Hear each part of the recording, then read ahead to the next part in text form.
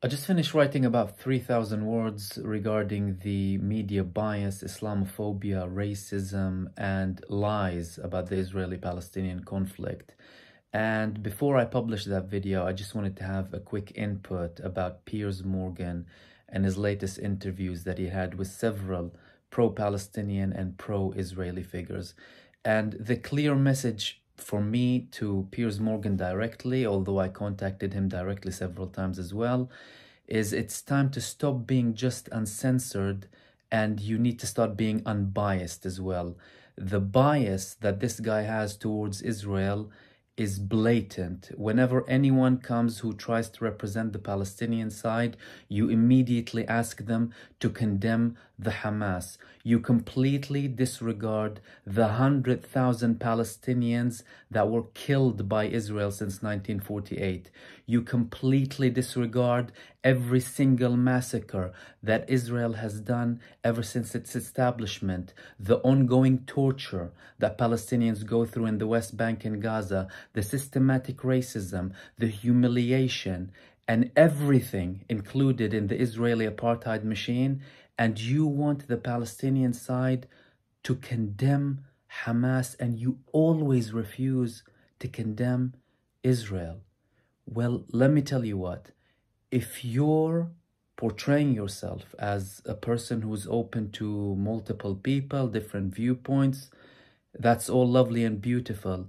You can't be biased at the same time when you have people with you. At the end of the day, Israel killed way more people than the Palestinians. Israel is the occupying force. Israel is the one that started this whole problem from the beginning. Yet I hear no one condemnation from you, and you don't ask anyone to condemn what Israel has done. Yet you want people to condemn a Palestinian response. It's like a woman being raped, and all of a sudden, when it stands up and slaps its rapist, you want people to condemn that woman, and you want to cover up for your friend and support him in whichever way possible and cover up his crimes. What kind of common sense is this? If there is any common sense. If you want to be deemed as a person who is truly neutral, and it's baffling the amount of people that come and talk about the subject without any basic knowledge about history. This guy doesn't even hear the spokespeople of that the Palestinians represent. He's talking about Hamas 24/7. He didn't hear one thing that a Hamas spokesperson has said. He probably didn't see any of the videos that they published directly. He follows the media headlines that the Daily Fail and the Spun publish. He's repeating absolute lies that people already retracted from. Beheading 40 babies, this and that. Israel has machines that target civilians deliberately. They have warplanes. They land 0.5 ton and a ton bomb on a civilian building deliberately as collective punishment and genocide for the Palestinian people when they know very well it has families inside it. They know nothing about the Hamas locations in Gaza because most of them are underground. So what they've done ever since this last operation is capital punishment. And you talk about Hamas or the Palestinian resistance attacking civilians. None of them, from what I've seen so far, and I've seen most of their videos and everything they publish directly, including what Israel has published, have targeted civilians deliberately. 15 military bases they attacked in the initial hours of the recent operation. Plus, when they captured civilians, they have published several videos of them releasing them. Read about and hear the Israeli women who had interviews following their release. Well, if they were on a rampage to kill everyone, why did they leave any survivors when they had weapons with them and could have killed them? Why didn't you talk about the women who had interviews with the Israeli radio about how they were treated? Why didn't you show that the woman who was released from them for no return, basically, without nothing in exchange?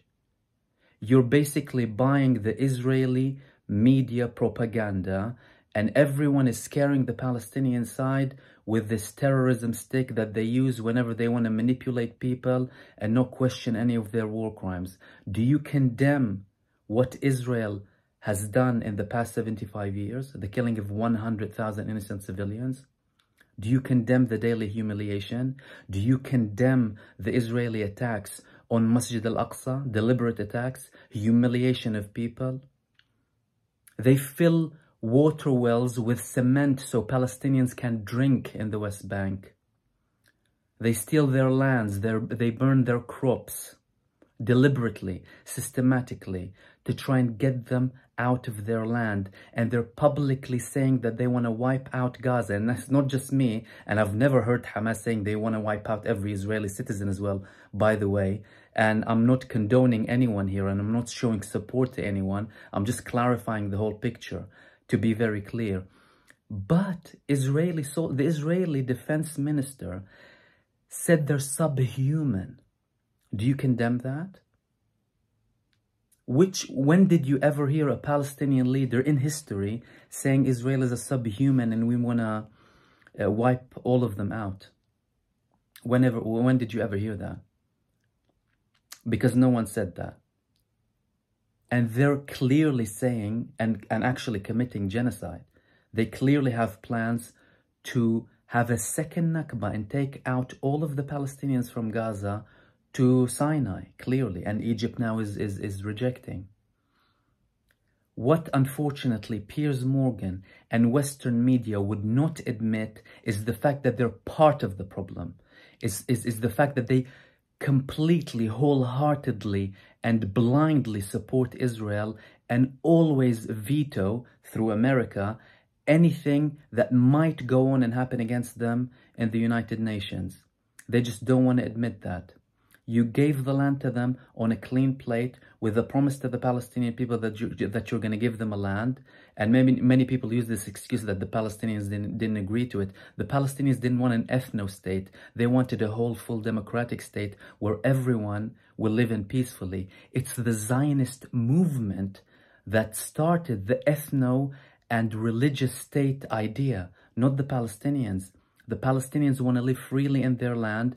The 1 million Palestinians who were displaced from their homes in 1948 and 1967 want to return back to the lands that they were forced out of in historical Palestine. It's time to create one state that is equal for everyone, Jewish people, Palestinian people, where everyone will live in peacefully. It's not time to start terrorizing people with this terrorist stick because the oppressed has done something against its historical oppressor, who has been condemned by the United Nations, who has been condemned by many states, who completely disregards international law, and you turn a blind eye. Stop being hypocrites. Everyone deserves to live equally in the land of Israel and Palestine, not as a Class B citizen. And this is coming from a Palestinian who was born in Israel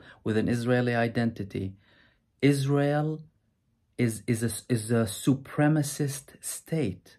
There's a nation-state law. What they do in Gaza and West Bank is collective punishment, genocide, and apartheid. No different to what happened to the Jewish people in Nazi Germany. So stop acting like you want to solve the problem when you're totally biased. You're adding more fuel to the fire by being biased and completely turning a blind eye to the Israeli crimes. Stop it and stop being biased. And I'm ready to talk. I contacted you several times, by the way. I'm open to chat as well. And I'm going to elaborate on everything that I spoke about with more detail and in-depth in my next video. And I'll see you soon in the next video. Thank you for tuning in.